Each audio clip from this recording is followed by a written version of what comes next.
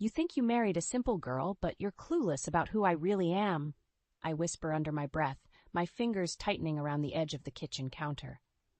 The cold marble does little to soothe the burning fury inside me, ignited by Ronan's words slicing through the air from the living room. His laughter, laced with disdain, seeps through the walls, a stark contrast to the silence enveloping me in my refuge. I mean, Alara's great and all, but she's not exactly the brightest. Got lucky marrying into our family, if you ask me, Ronan boasts on the phone, his voice dripping with a condescension that's become all too familiar. My heart races, every beat a reminder of the drastic shift our marriage has taken. From the charming suitor who'd once courted me with grand gestures and sweet nothings, to the man who now finds sport in belittling his wife to his friends. The transformation wasn't overnight, but the descent from indifference to outright contempt and control was swift. Working in my mother's boutique was supposed to be a temporary arrangement, a way to help out while searching for something more aligned with my degree. Yet here I stand, years later, still folding clothes and dodging my husband's barbs about my lack of ambition. If only you knew, I mutter to the empty room, a bitter laugh escaping my lips. Ronan's voice grows louder, pulling me from my thoughts. Honestly, thought her family had more money. You know, with the boutique and all. Turns out, not so much. The revelation stings, not because of the truth in his words. Our financial struggles are no secret to me, but because of the implication. He married me under false pretenses, his affections as fabricated as the persona he paraded during our courtship. The facade crumbles a little more each day, revealing the true extent of his expectations. A hefty dowry, and a wife who would bend to his every whim. But beneath the veneer of the compliant spouse, a storm brews, fueled by the discovery of his hidden debts and gambling habits. The weight of his duplicity presses down on me, a constant reminder of the life I've been ensnared in. A plan begins to form, vague and unrefined, but it's a start. A way out of the shadows, to cast light on the man behind the mask. The thought is both terrifying and exhilarating. Patience, I remind myself, echoing my mother Sylvia's advice. She doesn't know the full extent of Ronan's transgressions, but she's always sensed the turmoil beneath my calm exterior.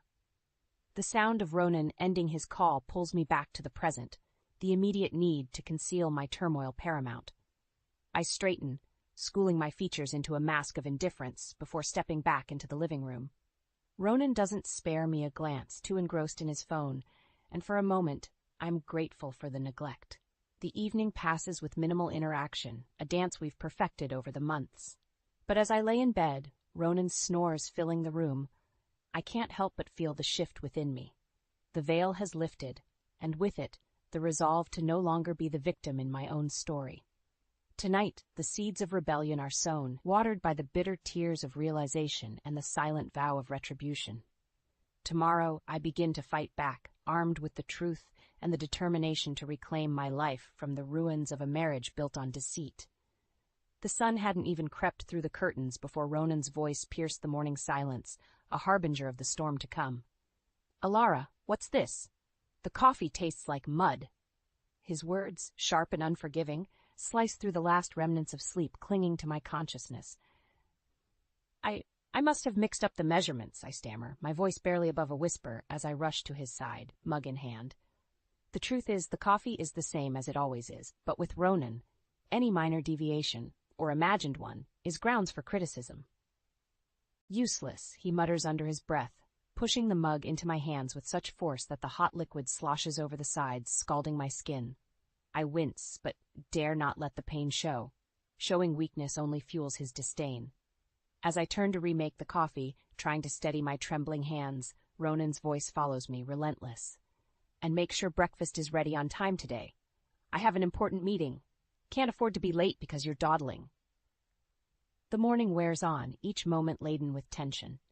Breakfast is a silent affair, Ronan buried in his phone, occasionally throwing out commands or criticisms. The eggs are too runny, the toast not crisp enough. It seems there's no end to his displeasure. It's during these moments, caught in the cyclone of Ronan's demands, that I ponder the drastic change in him. The man I married, who once spoke of love and partnership, now sees me as little more than a servant in his grand scheme of life. The realization stings, a bitter pill swallowed daily. The door slams shut behind him, a temporary reprieve from his tirades. But the silence left in his wake is heavy, a constant reminder of the farce my life has become.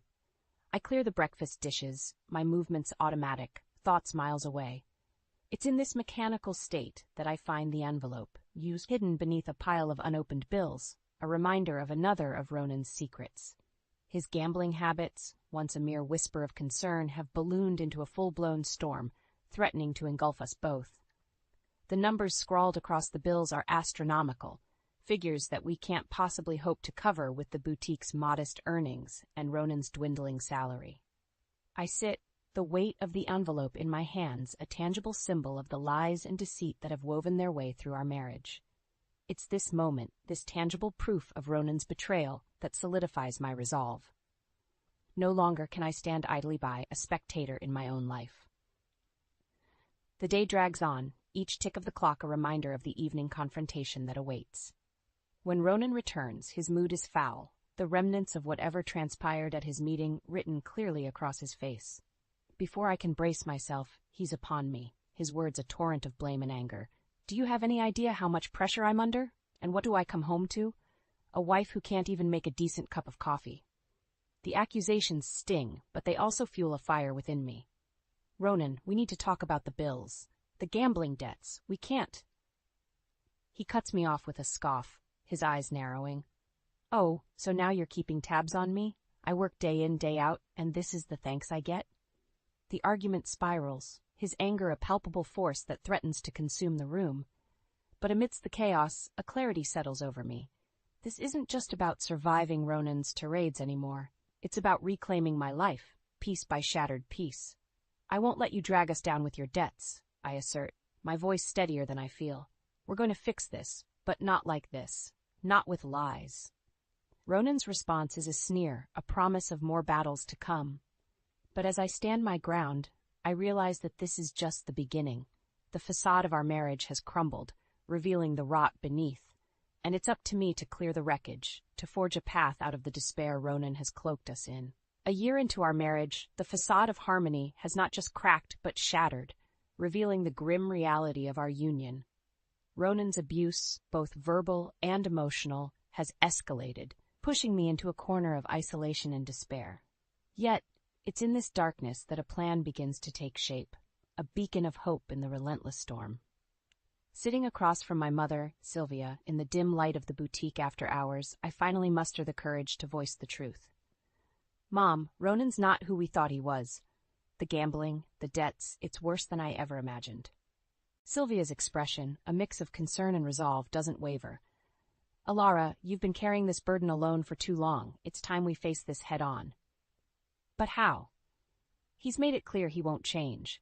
And now there's talk of selling the boutique to cover his debts. I confess, the words tasting bitter on my tongue.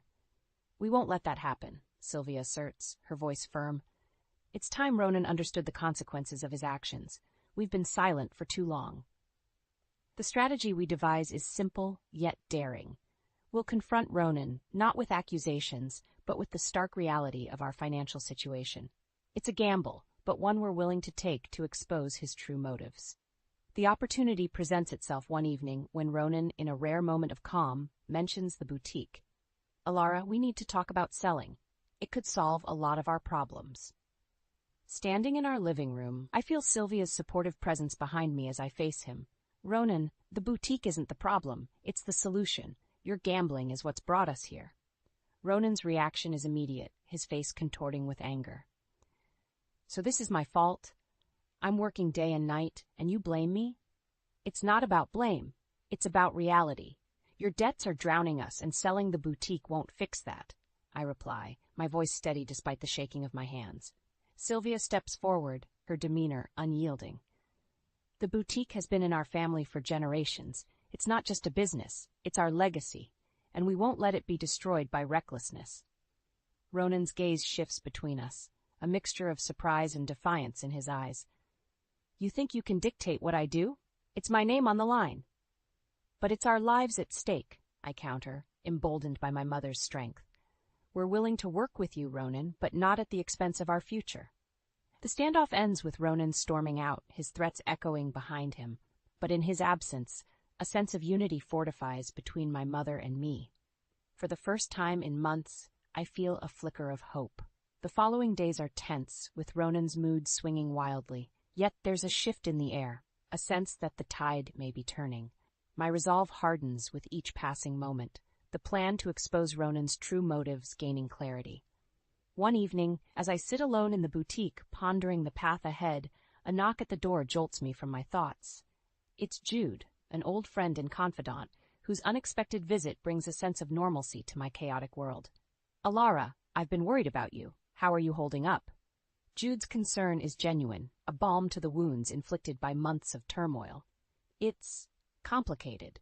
Ronan's not the man I thought he was," I admit, the words flowing more freely than I anticipated. Jude listens intently, his expression a mix of anger and sympathy. "You don't have to go through this alone, Alara. If there's anything I can do..." It's in this moment, confiding in Jude, that the final piece of our plan crystallizes. Ronan's actions, once hidden behind closed doors, will soon be brought to light. With Jude's unexpected support, the journey toward justice and revenge seems less daunting.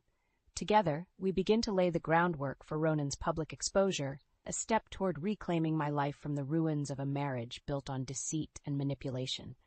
The flu hit me like a freight train, leaving me bedridden and weak. In any other household, sickness might elicit a modicum of sympathy or care.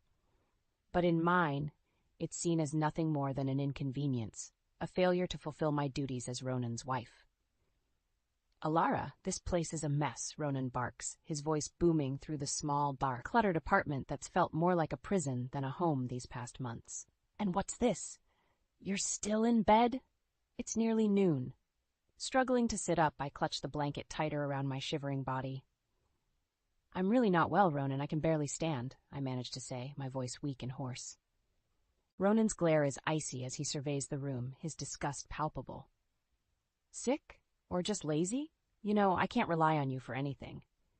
His words cut deeper than the sharp pains racking my body. It's in this moment of vulnerability, faced with his unrelenting cruelty, that the resolve within me hardens further. I need to escape this cycle of abuse, not just for my sake, but for my sanity. As Ronan storms out, presumably to find solace in his vices, I'm left alone with my thoughts and a growing sense of desperation. It's then that I remember Jude's offer of support. Picking up my phone feels like lifting a boulder, but the need for an ally, for someone to understand, gives me strength. Jude answers on the second ring. "Alara, how are you?" "Jude, I need help," I admit, the admission of weakness bringing tears to my eyes. There's no hesitation on his end. "I'll be right there," he says, and the line goes dead. When Jude arrives, the concern in his eyes is a stark contrast to the disdain I've grown accustomed to from Ronan. He doesn't recoil at the sight of the disarray or my disheveled state. Instead, he steps forward, ready to offer whatever aid he can. "Alara, tell me what to do. How can I help?" Jude asks, his voice steady and comforting. "Just being here is more than enough," I reply, a small smile breaking through the gloom. Together, we tidy up the space, his presence a calming force in the storm that has become my life. It's during this rare moment of peace that I confide in Jude the full extent of Ronan's behavior, the manipulation, the debts, and the emotional torment. Jude listens in silence, his expression hardening with each revelation. "This can't go on, Alara. You deserve so much better," Jude says once I've finished, his conviction clear. "I know, but I'm not sure what to do. I feel so trapped," I confess, the weight of my situation bearing down on me. Jude's response is immediate and resolute. "We'll find a way. You're not alone in this. Remember that." As Jude leaves, promising to return with help, I'm left with a newfound sense of determination. His visit, though brief, has reignited the flame of resistance within me. I can't change the past, but with Jude's support, I can fight for a future free from Ronan's tyranny. The days that follow are a blur of planning and whispered conversations. Jude becomes an invaluable ally, offering both emotional support and practical assistance. Together, we begin to document Ronan's abuses, compiling evidence for the day when we can finally expose him and break free from his grasp.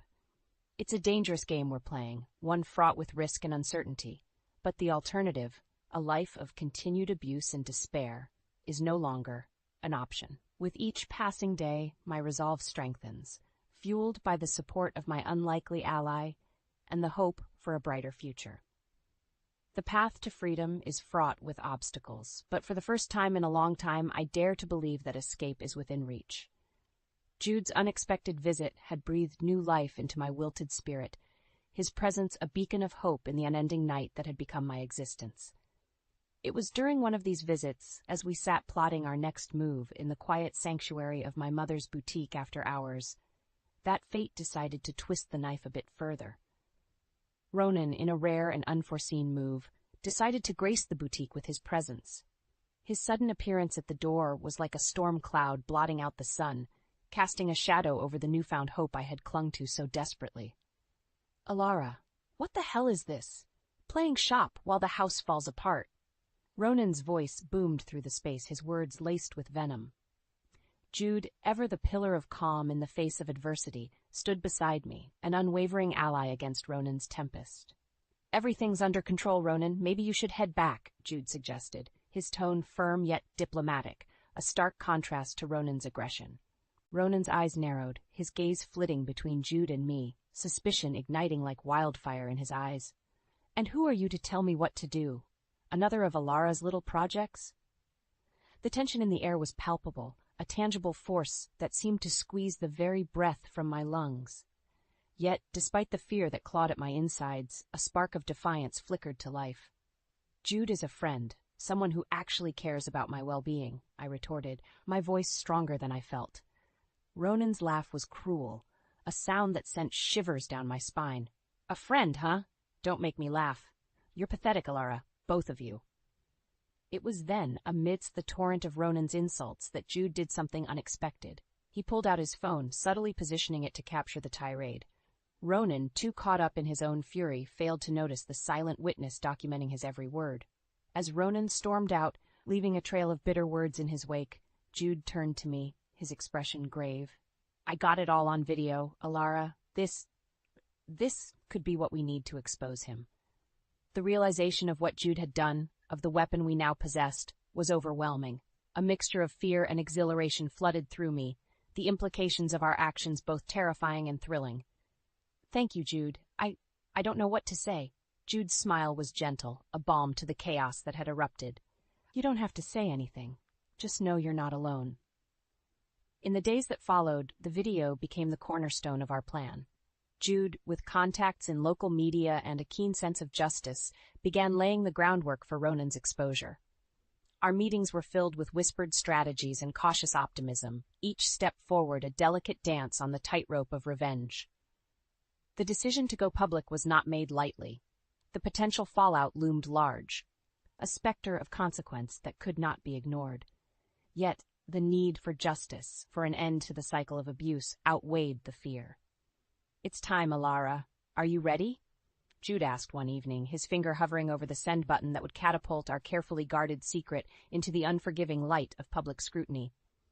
Taking a deep breath, I nodded, the weight of the moment settling heavy on my shoulders. "I'm ready. Let's do this." With a single click, Jude set the wheels of retribution in motion. The video, a damning testament to Ronan's true nature, was sent spiraling into the digital ether, a harbinger of the storm to come. As we waited for the inevitable backlash, a sense of peace settled over me. For the first time in what felt like an eternity, I dared to hope for a future free from the shadows of Ronan's tyranny. The battle was far from over, but with Jude by my side, I felt invincible. Together, we had ignited the flame of justice, and now there was no turning back. The morning after sending the video felt like the calm before the storm. The silence was almost deafening, a stark contrast to the chaos I knew was brewing on the horizon. Jude and I met at the boutique, our unofficial war room, waiting for the inevitable explosion that would come once Ronan discovered his sins laid bare for all to see. It wasn't long before the first signs of the tempest appeared. My phone buzzed relentlessly, notifications flooding in as the video spread like wildfire across social media platforms. The local news had picked up the story, amplifying it further, the headline screaming betrayal and deceit. Alara Morris exposes husband's abuse and deceit. It read, a simple yet powerful declaration of my stand against Ronan. As the world watched, Ronan's carefully constructed facade crumbled. Friends, colleagues, and even strangers voiced their support for me, their words a balm to the wounds inflicted over the years. But with the support came backlash, Ronan's defenders crawling from the woodwork, their words sharp and unforgiving. I was preparing for another day at the boutique when Ronan stormed in, his face a mask of rage and humiliation. "You've ruined me, Alara," he spat, his voice trembling with fury. "How dare you air our dirty laundry for the world to see?" Standing my ground, I met his gaze, the fear that once would have crippled me, now replaced by a steadfast resolve. "No, Ronan, you did this to yourself. I'm just shedding light on the truth." The confrontation was intense, Ronan's anger clashing with my newfound strength. Jude was there, a silent sentinel, ready to intervene if necessary. But it was clear Ronan's power over me had diminished, his threats empty in the face of my determination. "You'll pay for this," Ronan hissed, a final desperate attempt to regain control. But his words no longer held sway over me. "I already have, Ronan. Now it's your turn." The fallout from the video was swift and merciless. Ronan's professional life unraveled as his employer, faced with public pressure, terminated his position. His social circle, once a fortress of support, crumbled as friends and acquaintances distanced themselves, unwilling to be associated with a man exposed as an abuser and manipulator. With each passing day, the reality of his situation seemed to weigh heavier on Ronan, his once confident demeanor replaced by a sullen, defeated air. The tables had turned, and the predator found himself the prey, isolated and ostracized by the very community he had once dominated. For me, the days became a blur of interviews and meetings, my story a rallying cry for those who had suffered in silence. The support was overwhelming, a testament to the power of truth and the resilience of the human spirit. As Ronan's world collapsed around him, a sense of vindication filled me. It wasn't joy. There was no joy in the pain and suffering that had led to this moment, but a deep, profound sense of justice. For too long, I had lived in the shadows of Ronan's tyranny, but no more. The battle was far from over. Legal proceedings loomed on the horizon, a daunting path fraught with its own challenges. But as I stood in the boutique, now a beacon of hope and defiance, I knew I was ready to face whatever came next. With Jude by my side and a community of supporters behind me, I stepped into the light, a survivor no longer defined by the abuse I had endured, but by the strength I had found in my fight for justice. Ronan's downfall was not the end of my story, but the beginning of a new chapter, one written on my terms, in my voice. The repercussions of Ronan's exposure reverberated far beyond the initial shockwave, eroding the very foundation of his existence. His professional downfall was swift, a stark reminder of the consequences of his actions. But it was the personal fallout that truly marked the beginning of his undoing. Ronan, once a fixture in social circles, now found himself ostracized, a pariah in the community he had dominated. The isolation was a bitter pill to swallow, each day a reminder of the empire of lies he had built and lost. I watched from a distance, my resolve unshaken, as Ronan grappled with his new reality. The boutique became my sanctuary, a place of strength and solidarity. Jude was a constant presence, his support unwavering as we navigated the aftermath together. It was during one of our strategy sessions that Ronan made his last desperate attempt to regain control. He barged into the boutique, his eyes wild with desperation. "Alara, you have to stop this. You're destroying everything." His plea was met with cold indifference. "You did this to yourself, Ronan. I'm just seeking justice." Ronan's gaze flickered between Jude and me, searching for any sign of weakness. But there was none to be found. "You'll regret this," he muttered, a hollow threat that no longer held any power. The legal proceedings were grueling, a drawn-out battle that tested my limits. But with each passing day, I grew stronger, more confident in my pursuit of justice. Ronan's attempts to undermine me fell on deaf ears, his credibility shattered by his own actions. As the divorce settlement was finalized, I couldn't help but feel a sense of relief wash over me. The court awarded me a substantial portion of Ronan's assets, a small compensation for the years of deceit and abuse. But it was more than just financial security. It was a symbol of my victory over Ronan, a tangible proof of my newfound independence. "You're free now, Alara," Jude said, his voice filled with pride. The words resonated deep within me, a beacon of hope in the aftermath of the storm. "I know," It's finally over. In the months that followed, Ronan's life continued to unravel. His attempts to rebuild his reputation were futile, the stain of his actions indelible. The man who had once held so much power was now a shadow of his former self, struggling to navigate a world that had turned its back on him. For me, the end of my marriage to Ronan marked the beginning of a new chapter. The boutique thrived, a testament to my resilience and determination.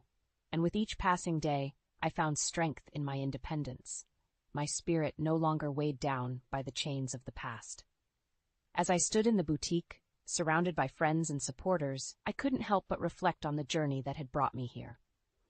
The road had been long and fraught with challenges, but I had emerged stronger, a survivor in the truest sense. "Here's to new beginnings," Jude toasted, raising his glass in a salute. I smiled, my heart full of gratitude for the support that had carried me through the darkest of times. "To new beginnings," I echoed, my voice steady and sure. The battle was over, but my story was just beginning. A story of hope, of courage, and of a woman who refused to be silenced. Ronan's downfall was not just a victory for me, but for all those who had suffered in silence, a beacon of light in the darkness. As I looked around at the faces of my friends and supporters, I knew that this was not the end, but a new beginning. A chance to rebuild, to dream, and to live a life free from the shadows of the past. In the aftermath of Ronan's downfall, life began to take on a new rhythm, one marked by peace rather than turmoil. The boutique, once a silent witness to my suffering, became a vibrant hub of creativity and empowerment. With each passing day, I found myself stepping more confidently into the role of proprietor, my mother's legacy now firmly in my hands. It was during a quiet morning, the sun casting a warm glow over the newly arranged displays, that Sylvia approached me, her eyes shining with unspoken pride. "You've done well, Alara. Your strength has turned this place into more than just a boutique. It's a symbol of hope." Her words, simple yet profound, filled me with a sense of accomplishment. "Thanks, Mom. It feels good to be free to make a difference." The boutique had become more than just a business. It was a community. Women from all walks of life came not just to shop, but to share their stories, finding solace and strength in the solidarity we offered.